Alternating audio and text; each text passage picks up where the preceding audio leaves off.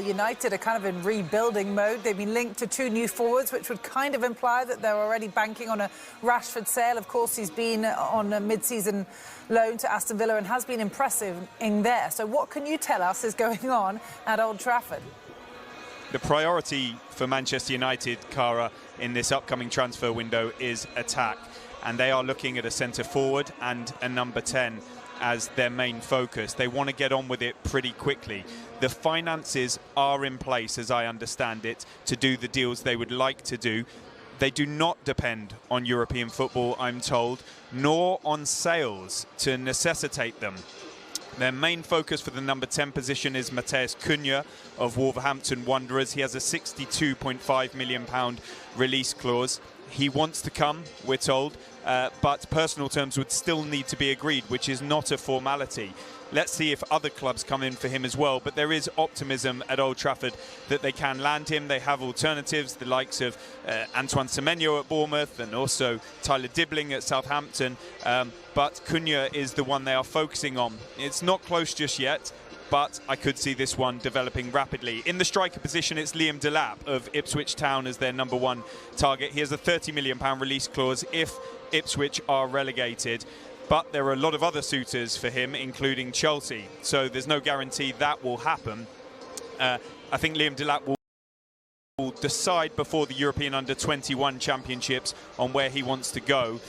If Manchester United are to look at others, I'm assured it will not be Victor Osimhen. Despite reports you might be reading, he is not on the agenda for Manchester United. They will have other options because they might have to turn to them, or they stick with internal solutions such as Erasmus Højlund and they focus on other positions.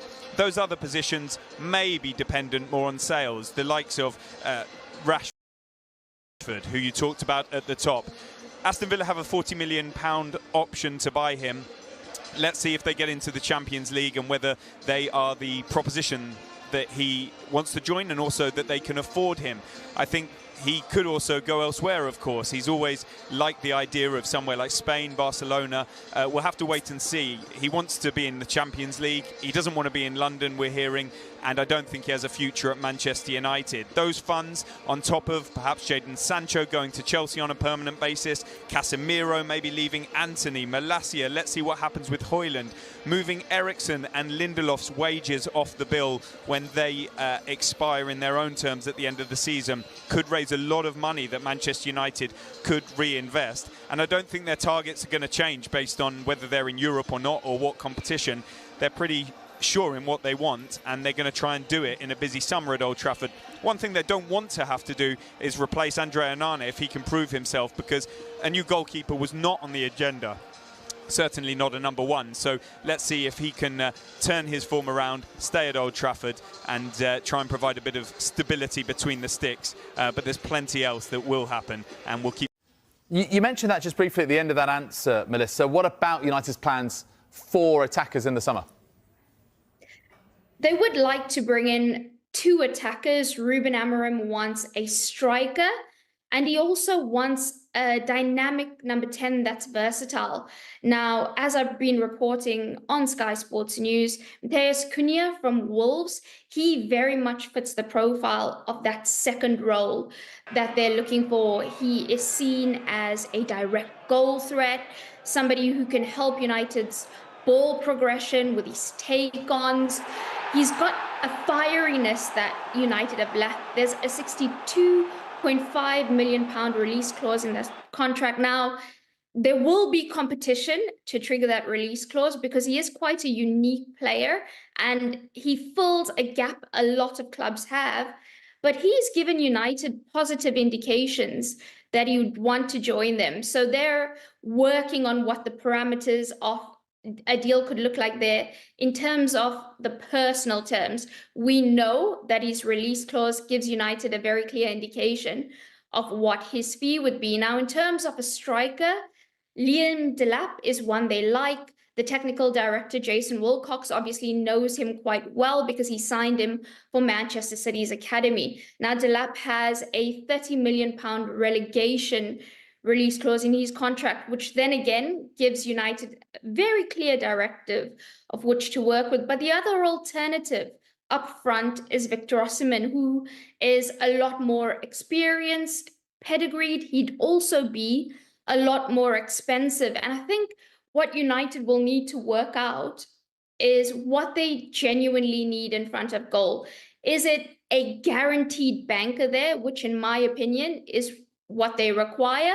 Or is it a younger player with a high ceiling? And what you can see from their transfer policy so far is they're working really on a dual policy on two sides, the younger side, the more experienced side, and in terms of cost, because we know what they can do this summer will change dramatically if they win the Europa League. But they also have to plan if that doesn't happen to be the conclusion. Well, we start this hour on Sports Desk with the future of Marcus Rashford. We understand that he wants to play Champions League football next season, but will not be rushed into a decision on his future. For more on this, we're joined by our senior reporter, Melissa Reddy. Melissa, very good afternoon to you. Rashford's future is still undecided as it stands. What can you tell us? Yeah, Marcus Rashford hasn't had any discussions over his future yet. And he's actually only planning on making a decision around mid-June. We do know, though, that he has some preferences. That is to play for a club with Champions League football. I am told, though, he has no willingness to move to London and to feature for one of the clubs there. And I'm also very strongly told that Rashford has no interest in being involved in any part exchange deal that Manchester United may be considering now. He does have a very good working relationship with Unai Emery. He's quite content at Aston Villa.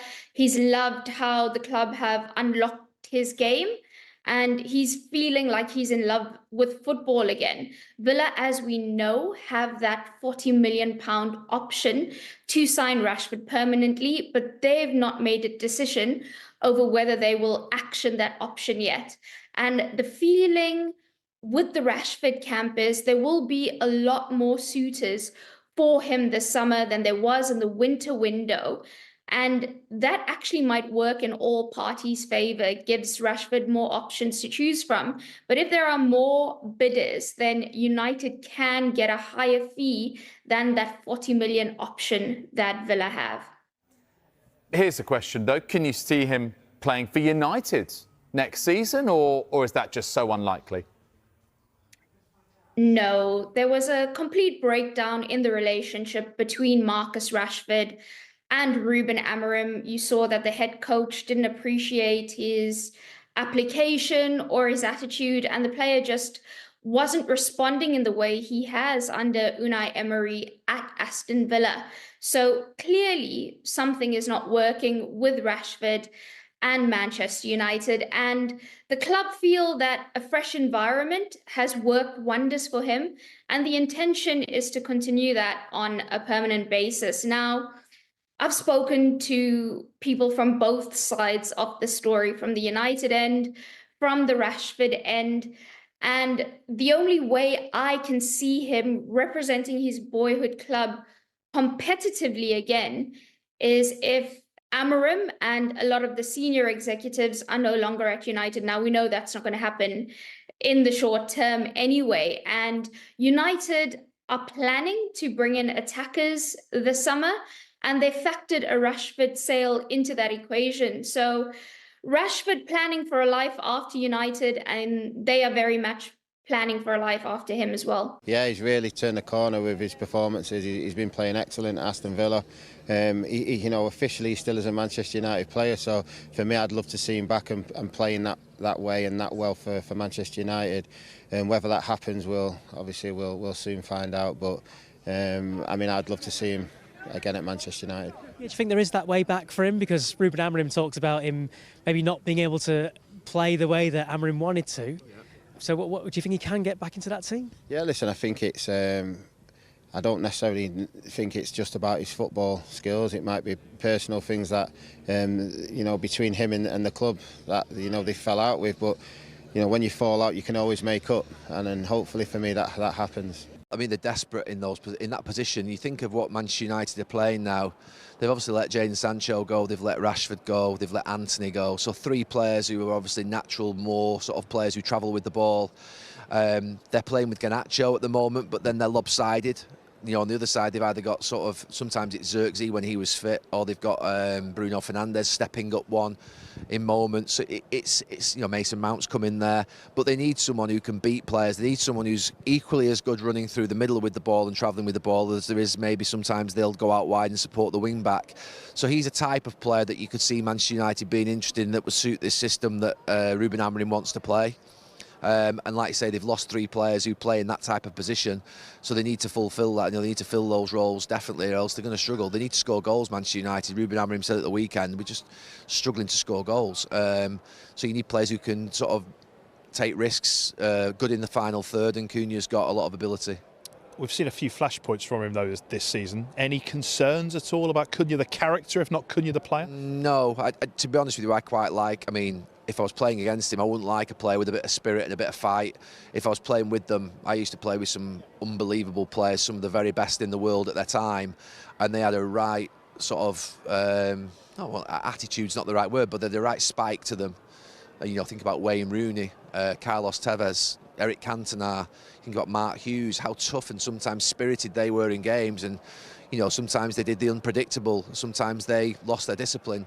But they're amazing players. Now, I wouldn't, you know, obviously at the time that they get sent off, they know that they've let the team down, but what they give you in return is something special, and I love a player with a character. Manchester United are planning to sell 3 attackers to fund their intended signings of Matheus Cunha and Liam Delap.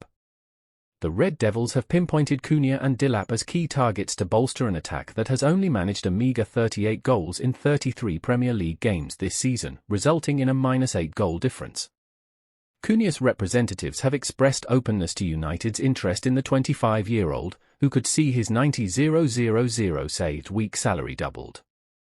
Delap, 22, fits into United's recruitment strategy, which is to favour younger talents. The impending relegation of Ipswich Town will activate a £30 million release clause in Delap's contract, while Cunha also has a £62.5 million release clause agreed with Wolves in January. United's previous move for Joshua Zirkzee was primarily due to his release clause, allowing his £36.5 million fee to be paid in instalments over 3 years. Under new chief executive Omar Barada, United capped their spending at £60 million for any of their 5 signings last summer. The 20-time English champions are planning to balance out an estimated £92.5 million expense for Cunha and Delap by the planned sales of Marcus Rashford, Jadon Sancho and Antony, all currently out on loan. Aston Villa have the option to make Rashford's move permanent for £40 million. Chelsea are committed to buying Sancho for between £20 million and £25 million, while Antony's value has surged due to his impressive form for Real Betis. United would need to secure at least £32.52 million for Antony to break even under the Premier League's profitability and sustainability rules. The Brazilian winger arrived at Old Trafford for a significant £81.3 million fee last year, committing to a 5-year contract in 2022. Chelsea are reportedly considering paying a penalty fee to bypass a commitment to buy Sancho, who hasn't managed to make his mark with the London side. At 25, Sancho is approaching the end of his contract with United next year, marking this summer as possibly the final opportunity for the club to sell the underperforming player Rashford, aged 27, whose current contract keeps him at United until 2028, was described by an insider last week as never been happier away from United during his time at Villa, according to the Men. On the heels of United's 1-0 loss to Wolves, head coach Ruben Amorim couldn't hide his appreciation for Cunha. Under Wolves' Portuguese coach Vitor Pereira, Cunha has been pivotal in the 3-4-2-1 formation, acting as one of the playmakers. Amorim is on the lookout for a specialist playmaker to fill in behind the striker position, as Bruno Fernandes may permanently shift to central midfield in the upcoming season. This search is partly due to Ahmad being out of action for over 2 months with an ankle injury, despite shining in the number 10 role previously. Cunha's record for discipline, however, might be off-putting for potential suitors. He has collected suspensions totaling 6 matches this season after altercations including a post-match scuffle with an Ipswich security guard and a dismissal at Bournemouth. The Brazil international made his intentions to depart Wolves clear in an interview last month and went on to post an Instagram story stating, "Time to be happy. I will follow my dreams and yours. So stay cool." However, Cunha swiftly removed the post from his account. Matheus Cunha, currently at Wolverhampton Wanderers, has impressed with his blend of flair, versatility, and finishing. The Brazilian could add a creative spark and operate both centrally or on the wings, giving Ten Hag tactical flexibility. Liam Delap, a rising star from Manchester City's ranks, has been a standout in his loan spells and is seen as a long-term striker option. Known for his physicality, work rate, this transfer strategy reflects a clear shift in focus from high-profile names to high-potential, hard-working players. By offloading underperforming or unsettled talent, United hope to build a more cohesive and hungry squad. Cunha brings proven Premier League experience and flair, while Delap offers youthful energy and potential. Together, they represent a calculated risk aimed at long-term success. Rather, Manchester United's decision to clear out 3 attackers to bring in Cunha and Delap signals a significant change in direction. As the Red Devils continue their rebuild under Erik ten Hag, fans will be watching closely to see if these moves finally bring the attacking consistency the team has long lacked. Whether these changes prove successful will be seen in the upcoming season, but one thing is clear: United are not afraid to make big decisions in pursuit of silverware.